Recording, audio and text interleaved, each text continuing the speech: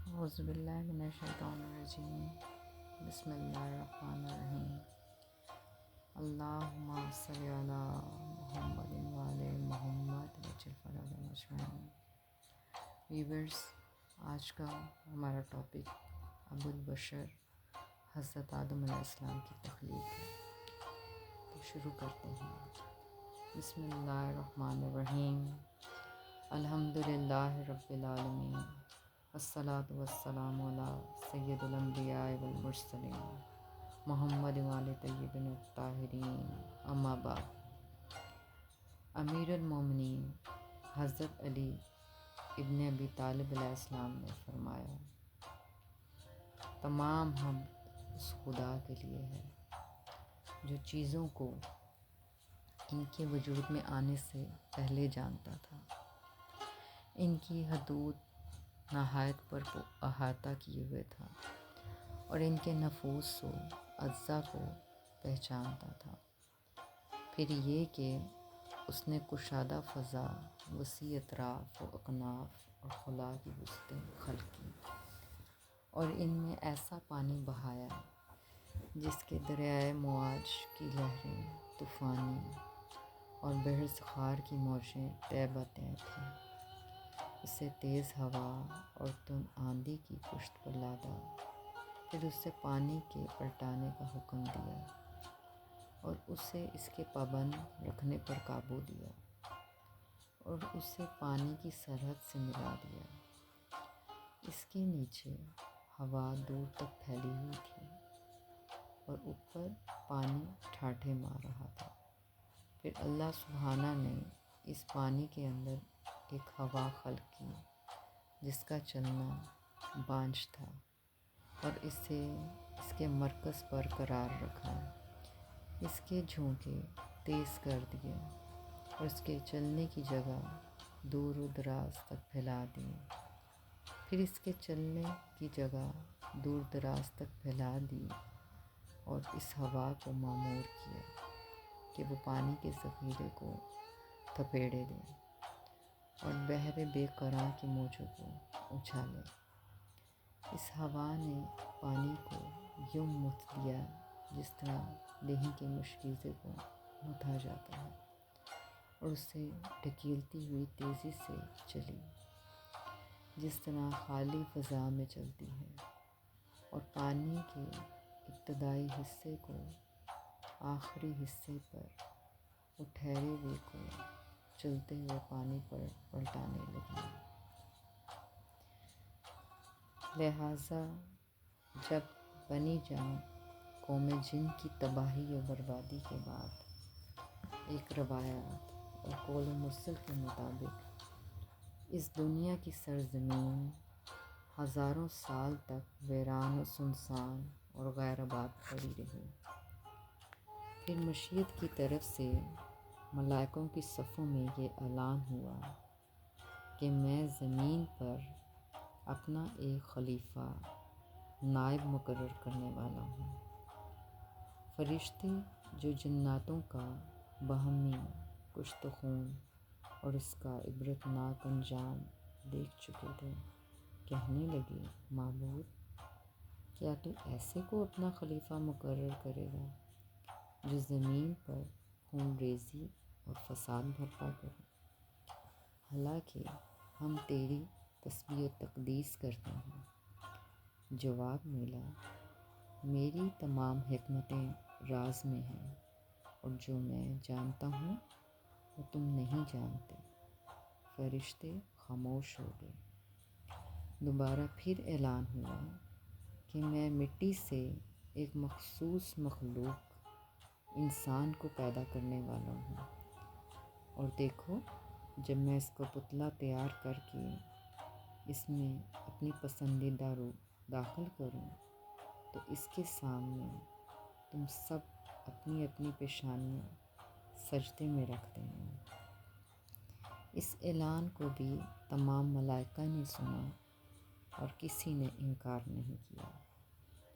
اب خالق نے اپنی قدرت خاص کے انتظام سے حضرت آدم علیہ السلام کو پیدا کرنے کے لیے حضرت جبرائیل علیہ السلام کو زمین پر بھیجا کہ جاؤ وہاں سے مٹی کی مٹھی بھر کر لاؤ۔ حضرت جبرائیل علیہ السلام گئے۔ جب انہوں نے مٹی اٹھانے کا ارادہ کیا تو زمین نے ان سے فریاد کی اور کہا کہ میں تمہیں خدا کی قسم دیتی ہوں، مجھ سے مٹی نہ اٹھاؤ۔ جبریل علیہ السلام واپس آئے اور خدا سے کہا کہ اس نے آپ کی قسم دی تھی، اس لیے میں نے مٹی نہیں اٹھائی۔ اللہ تعالیٰ نے حضرت اسرافیل علیہ السلام کو بھیجا تو مٹی نے انہیں بھی قسم دی اور وہ بھی خالی ہاتھ لوٹے۔ انہوں نے اللہ سے یہی کہا کہ زمین نے آپ کی قسم دی تھی، اس لیے میں نے مٹی نہیں اٹھائی۔ پھر اللہ تعالیٰ نے حضرت میکائیل علیہ السلام کو بھیجا، انہیں بھی زمین نے واسطہ دیا تو وہ بھی مٹی اٹھائے بغیر واپس آ گئے اور خدا سے کہا کہ اس نے مجھے آپ کی قسم دی تھی، اس لیے میں نے مٹی نہیں اٹھائی۔ پھر اللہ تعالیٰ نے حضرت اسرائیل علیہ السلام کو بھیجا، زمین نے انہیں بھی رب تعالیٰ کی قسم دی، لیکن انہوں نے کہا کہ میں بھی خالی ہاتھ واپس جانے سے خدا کی پناہ چاہتا۔ چنانچہ انہوں نے مٹی اٹھائی اور خدا کے دربار میں جا کر پیش کی۔ حضور پاک صلی اللہ علیہ وآلہ وسلم سے عرض کیا گیا، محمد یہ بتائیں کہ اللہ نے آدم کو کون سی زمین کی مٹی سے پیدا کیا تھا؟ رسول خدا صلی اللہ علیہ وآلہ وسلم نے فرمایا، اللہ نے ان کے سر کو اور چہرے کو مقام کعبہ کی مٹی سے پیدا کیا اور ان کے باقی بدن کو بیت المقدس کی خاک سے پیدا کیا۔ حضور پاک صلی اللہ علیہ وآلہ وسلم سے پوچھا گیا کہ کیا ان میں تمام قسم کی مٹی شامل تھی یا وہ ایک ہی جگہ کی مٹی سے بنائے گئے تھے؟ سرور کائنات صلی اللہ علیہ وآلہ وسلم نے فرمایا، ان کے جسم میں تمام اقسام کی مٹی شامل تھی۔ اگر آدم کی تخلیق ایک ہی مٹی سے ہوتی تو لوگ ایک دوسرے کو پہچان ہی نہ سکتے اور سب کی شکل و صورت ایک ہوتی۔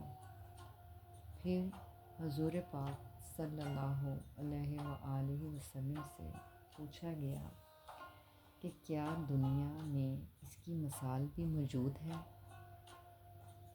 آپ صلی اللہ علیہ وآلہ وسلم نے فرمایا، مٹی مختلف رنگوں کی ہوتی ہے، مٹی سفید بھی ہوتی ہے، سبز بھی ہوتی ہے، مٹیالے رنگ میں بھی ہوتی ہے، سرخ اور نیلے رنگوں میں بھی ہوتی ہے۔ بعض جگہ کی مٹی ٹھنڈی ہوتی ہے اور بعض مقامات کی مٹی نمکین ہوتی ہے۔ بعض مقامات کی مٹی نرم ہوتی ہے، بعض مقامات کی مٹی سخت ہوتی ہے۔ اس لیے مٹی سے پیدا ہونے والے بعض انسان نرم مزاج ہوتے ہیں اور بعض سخت مزاج ہوتے ہیں، بعض سفید ہوتے ہیں، بعض پیلے ہوتے ہیں، بعض سرخ ہوتے ہیں، بعض سیاہ ہوتے ہیں۔ حضرت امام جعفر صادق علیہ السلام سے منقول ہے کہ آپ نے فرمایا، جب اللہ تعالیٰ نے حضرت آدم علیہ السلام کو خلق کرنے کا ارادہ کیا تو جمعے کے دن کی پہلی سات میں فرشتے کو روانہ کیا اور اس نے اپنا ہاتھ دراز کیا۔ وہ ساتویں آسمان سے آسمان میں دنیا تک پہنچا اور اس نے ہر آسمان سے کچھ نہ کچھ خاک اٹھائی۔ پھر اس نے زمین پر اپنا ہاتھ دراز کیا اور ساتویں زمین سے لے کر پہلی زمین تک اس کا ہاتھ پہنچا۔ اس نے اس ہاتھ میں ساتوں زمینوں سے کچھ نہ کچھ خاک اٹھائی۔ آسمانوں کی خاک فرشتے کی داہنی مٹھی میں تھی اور زمین کی خاک فرشتے کی بائیں مٹھی میں تھی۔ پھر اللہ نے اپنے کلمے کو حکم دیا جس نے دونوں مٹھیوں کی خاک فرشتے سے لے لی۔ اس مٹی کے دو علیحدہ علیحدہ ڈھیر بنائے گئے اور زمینی مٹی سے چونٹیوں کی طرح سے مخلوق پیدا کی گئی اور آسمانی مٹی سے بھی مخلوق پیدا کی گئی۔ جو مخلوق دائیں ہاتھ کی مٹھی سے پیدا ہوئی تھی، اللہ تعالیٰ نے اس سے کہا، تجھ سے انبیاء اور رسل، اوصیاء، صدیقین، مومنین اور نیک بخت افراد پیدا کروں گا، اور وہ لوگ تجھ سے پیدا ہوں گے جن کی عزت و احترام مجھے مطلوب ہوگی۔ چنانچہ اللہ نے جو چاہا تھا اس سے وہی کچھ پیدا کیا۔ پھر اللہ نے بائیں ہاتھ والی مٹھی سے فرمایا، میں تجھ سے جبار، مشرک، کافر، طاغوت پیدا کروں گا، اور وہ لوگ تجھ سے پیدا ہوں گے جن کی مجھے توہین مطلوب ہوگی۔ چنانچہ اللہ نے جو چاہا تھا اس سے وہی کچھ پیدا کیا۔ اس کے بعد دونوں خاکوں کو آپس میں ملا دیا گیا۔ یہی وجہ ہے کہ مومن سے کافر پیدا ہوتا ہے اور کافر سے مومن پیدا ہوتا ہے۔ غرض اب خالق نے اپنی قدرت خاص کے انتظام سے نرم و سخت، شرعی و شرع، زار، ہموار و ناہموار زمین سے مٹی جمع کر کے اسے پانی میں اتنا بھگویا کہ وہ صاف ہو کر نتھر گئی، اور تری سے اتنا گوندا کہ اس میں لس پیدا ہو گیا۔ اس سے ایک ایسا پیکر بنایا جس میں جوڑ ہیں، موڑ ہیں، اعضاء ہیں اور مختلف حصے ہیں۔ پھر اسے یہاں تک سکھایا کہ وہ تھم سکے، اور اس قدر سکھایا کہ وہ کھنکھنانے لگے۔ پھر ایک وقت معینہ اور مدت مقررہ تک اسے یوں ہی رہنے دیا۔ پھر اس میں روح پھونکی تو وہ ایسے انسان کی صورت میں اٹھ کھڑا ہوا جو قواعد ذہنی کو حرکت دینے والا، فکری جولانیوں کو کار لانے والا، اعضاء و جوارح سے خدمت لینے والا، ہاتھوں اور پیروں کو چلانے والا، اور ایسی شناخت کا مالک ہے جس کے ذریعے وہ حق و باطل میں تمیز کر سکے۔ اللہ تعالیٰ نے فرشتے کو حکم دیا کہ وہ طینت آدم کے اجزاء کو باہم مخلوط کر کے خمیر کرے۔ اس فرشتے نے 40 سال تک اس مٹی کو گوندا، پھر 40 سال میں لیسدار ہوئی۔ اس کے بعد 40 ہی سال میں حضرت آدم علیہ السلام کا پتلا تیار ہوا۔ انسان کے پیکر خاکی کی مدت تخلیق 120 برس ہے۔ اب اس سجدے کی منزل ملائکہ کے سامنے تھی، جس کے لیے حضرت آدم علیہ السلام کی خلقت سے قبل پروردگار عالم کی طرف سے اعلان ہو چکا تھا۔ بروز جمعہ خلاق کائنات میں حضرت آدم علیہ السلام کی پیکر خاکی میں اپنی پسندیدہ روح داخل کر کے انہیں ایک جیتے جاگتے اور باشعور انسان کی شکل میں فرشتوں کے سامنے پیش کر دیا۔ حکم خالق کے مطابق تمام ملائکہ نے اپنی پیشانیاں سجدے میں رکھ دیں، لیکن ابلیس نے یہ کہہ کر انکار کر دیا کہ میں اس مخلوق کو سجدہ نہیں کروں گا، اس لیے کہ اس کی خلقت مٹی سے ہی ہے اور میری خلقت آگ سے، جو مٹی سے بہرحال افضل ہے۔ تو ویورس، آج کے چیپٹر میں ہم نے حضرت آدم علیہ السلام کی تخلیق کے بارے میں بیان دیا ہے۔ یہ اس کا پارٹ 1۔ اب انشاءاللہ تعالی نیکسٹ پارٹ میں ہم باقی کا چیپٹر بیان کریں گے۔ والسلام۔ اللہم صلی علی محمد و آل محمد وجل فرج و مجموع۔